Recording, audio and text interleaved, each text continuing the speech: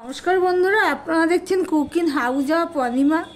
আজকে আমি একটা নিরামিষ একটা আমিষ দুটো রেসিপি তোমাদের সাথে শেয়ার করব। প্রথমে আমি নিরামিষ রেসিপিটি করব। তার জন্য দেখো এখানে আমি উচ্ছে নিয়ে নিয়েছি আর আলু নিয়ে নিয়েছি। এবার উচ্ছে আর আলুটা আমি কেটে নিয়ে ফিরে আসছি, সঙ্গে থেকো। এদিকে দেখো কড়াই বসিয়ে দিয়েছি, কড়াইটা প্রায় গরম হয়ে গেছে। এবার আমি এখানে সাদা তেল দিয়ে দিলাম।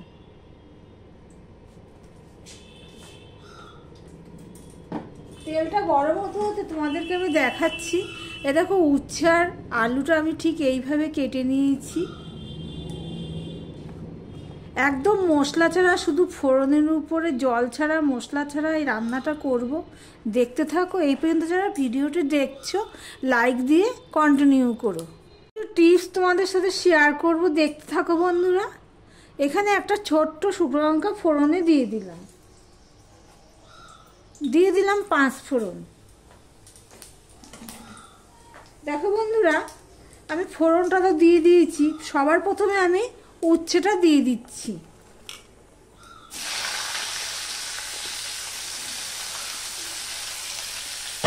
এখানে উচ্ছে আলু আমি একসাথেই দিতে পারতাম, কিন্তু এখানে উচ্ছেটা আমি আগে দিয়ে একটুখানি ভেজে নেব। তাহলে কি হবে, উচ্ছে যে যারা তিতো খেতে পছন্দ করে না, বেশি তিতো লাগবে না। দেখো উচ্ছেটা আমি 1 মিনিটের কাছাকাছি আমি ভেজে নিয়েছি। এবার আমি আলুটা দিয়ে দিলাম। প্রথমে তোমরা উচ্ছেটা এইভাবে দিয়ে নেবে, তাহলে কি হবে, তিতোটা অনেকটাই কম লাগবে। এবার আমি আলু উচ্ছেটা একসাথে নিয়ে ভাজতে থাকবো, দেখতে থাকবো। এর মধ্যে আমি দিয়ে দিচ্ছি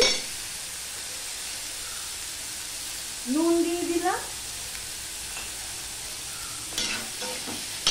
গ্যাসের ফ্লেমটা আমি লো টু মিডিয়ামে দিলাম, কেননা যেখানে জল পড়বে না সেই জন্য। এবার আমি ঢাকা দিয়ে দিলাম। আমি মিনিট খানিক ঢাকা দিয়ে রেখেছিলাম। এবার আমি হলুদ দিয়ে দিচ্ছি। হলুদটা দিয়ে সম্পূর্ণটা আমি মিশিয়ে দিচ্ছি, দেখতেই পাচ্ছ। এবার আমি আবারও ঢাকা দিয়ে দিলাম। গ্যাসের ফ্লেমটা এবার আমি লোতে দিয়েছি। আমি 2 মিনিট পর তোমাদের সামনে আসলাম। আমি ঢাকা দিয়ে 2 মিনিট রান্না করে নিয়েছি। মাঝে এসে একবার আমি এইভাবে নেড়ে দিয়ে ভেঙে দিয়েছি। তাহলে উচ্ছে আলু শেষকে আমার রেডি হয়ে গেল। গ্যাসটা আমি অফ করে দিলাম। দেখো বন্ধুরা, জল ছাড়া, মশলা ছাড়া উচ্ছে আলুর শেষকি। এবার আমি আরেকটা রেসিপি তোমাদের সাথে শেয়ার করব একই ভিডিওতে, দেখতে থাকো বন্ধুরা। দেখো বন্ধুরা, উচ্ছেটা আমি উচ্ছে চচ্চড়ি বা উচ্ছে শেষকি যাই বলো না, কড়াই খালি করে আমি কড়াইটা বসিয়ে দিয়েছি। কড়াইটা গরম হয়ে গেছে। এবার আমি দিয়ে দিচ্ছি সর্ষের তেল। অল্প করে আমি সর্ষের তেল দিলাম। এখানে দেখো আমি ডিম নিয়ে নিয়েছি, সিদ্ধ করে ছাড়িয়ে নিয়েছি। আর ডিমগুলোকে আমি ঠিক এইভাবে আমি সবগুলো করে নিয়েছি।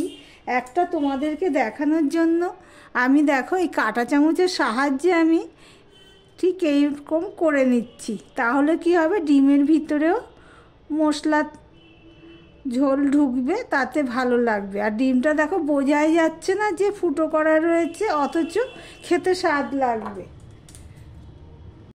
এদিকে দেখো তেলটা গরম হয়ে গেছে। এবার আমি এখানে দিয়ে দিলাম নুন, দিয়ে দিচ্ছি হলুদ।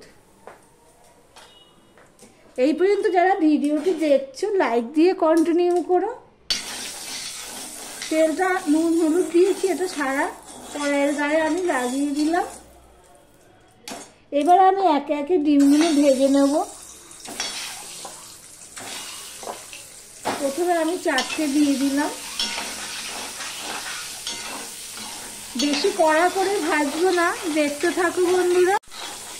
দেখো হালকা করে আমি ভেজে নিলাম। এবার এগুলো আমি তুলে নিচ্ছি।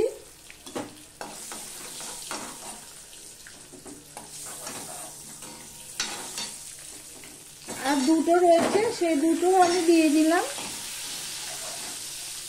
এখানে একটা টিপস তোমাদের সাথে শেয়ার করব, ডিমগুলো ভেজে নিয়ে বলছি, দেখতে থাকো প্লিজ, স্কিপ করো না। আর তোমরা শেয়ার করে দিও, প্রচুর প্রচুর শেয়ার করে দিও বন্ধু বান্ধব আত্মীয় স্বজনের মধ্যে। আজকে 1 বছর হয়ে গেল, একদম ওয়াচ টাইম হচ্ছে না, প্লিজ বন্ধুরা। আর যারা নতুন বন্ধু তাদেরকে বলছি, আর পুরনো বন্ধুদের তো অশেষ ধন্যবাদ আমাকে এইভাবে সাপোর্ট করার জন্য এবং আমার পাশে থাকার জন্য। এইভাবে আজকে আমার 1K পূর্ণ হলো, কিন্তু ওয়াচ টাইমটা একদমই হচ্ছে না। দেখো তোমাদের সাথে বলতে বলতে ডিমটা ভাজা হয়ে গেছে, কিন্তু আমি গরম মশলা ছাড়াই ডিম রান্না করব।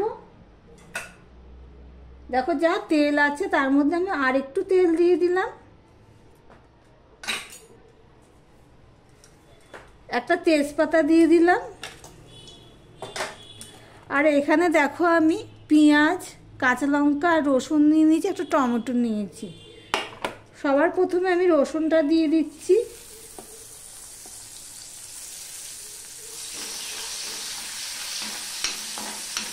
রসুনটা দিয়ে একটু নেড়ে নিলাম। এবার দিয়ে দিচ্ছি পেঁয়াজ। এখানে একটা কথা না বললে না, একটা টিপসও বলতে পারো। এখানে যে পেঁয়াজ আর তেজপাতা রসুনের একসাথে যে আমি ফোড়ন বা ভেজে নিচ্ছি, এতে করে ডিমের তরকারির স্বাদটা বেড়ে যাবে।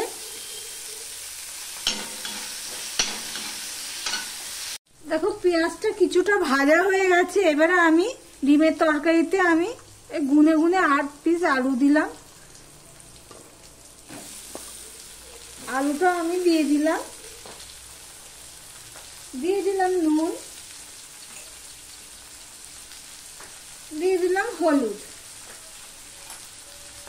এবার সম্পূর্ণটা আমি মিশিয়ে নিয়ে এবার ঢাকা দিয়ে দিলাম। ঢাকা দিয়ে আলু পেঁয়াজের সাথে আমি ভেজে নিয়েছি একসাথে। এবার আমি 1 চামচের মতো আদা পেস্ট দিলাম, সম্পূর্ণটা আমি মিশিয়ে নিলাম। দিয়ে দিলাম টমেটো টুকু। দেখো বন্ধুরা, টমেটো আর আদা ফোড়নটা হয়ে গেছে। এবার আমি এখানে 1/2 চামচ গুঁড়ো লঙ্কা দিয়ে দিলাম, 1 চামচ ধনের গুঁড়ো দিয়ে দিলাম, 1 চামচ জিরের গুঁড়ো দিয়ে দিলাম।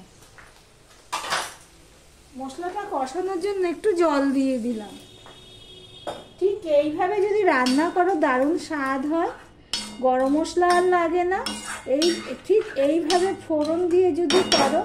এবার ঢাকা দিয়ে আমি মশলাটা কষিয়ে নেব। দেখো মশলাটা প্রায় কষানো হয়ে গেছে।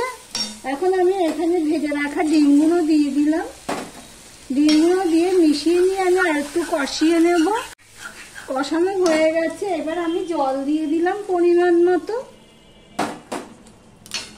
আমি জল দিয়ে 5 মিনিটের মতন ফুটিয়ে নিয়েছি লো টু মিডিয়াম হিটে। এবার আমি দিয়ে দিলাম ধনেপাতা আর দিয়ে দিলাম কাঁচা লঙ্কা চিড়ে রেখেছিলাম 3টে, সেটা আমি দিয়ে দিলাম।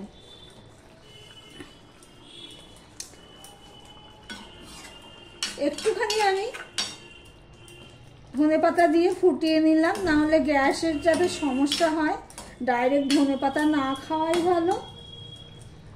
এবার ঢাকা দিয়ে দিলাম, গ্যাসটা অফ করে দিলাম। ভিডিওটি এখানেই শেষ করলাম।